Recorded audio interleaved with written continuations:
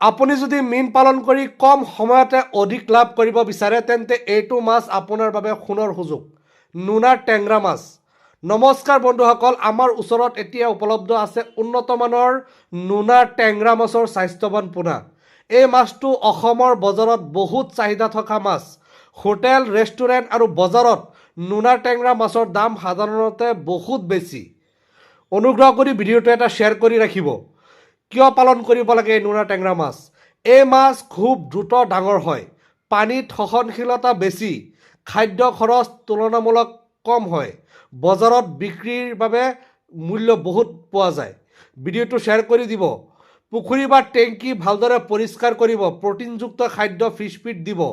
নিয়মিত পানী পৰিৱৰ্তন বা এৰিয়েশ্যন কৰিলে বৃদ্ধি বেছি হয়, লাভৱান বেছি হয়। সঠিকভাৱে পালন কৰিলে 4 পৰা 5 মাহত নোনা টেংৰা মাছ বিক্ৰী কৰিব পাৰি আৰু বজাৰত ভাল দাম পোৱা যায়। মীন পালকসকল ভাল লাভ উপাৰ্জন কৰিব পাৰে।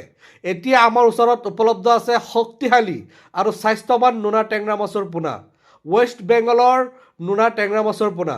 যিসকল ভাই ভনীয়ে মাছৰ খেতি কৰিব বিচাৰি আছে, আমাৰ লগত এতিয়াই যোগাযোগ কৰক। স্ক্ৰীনত কণ্টেক্ট নাম্বাৰ দিয়া আছে।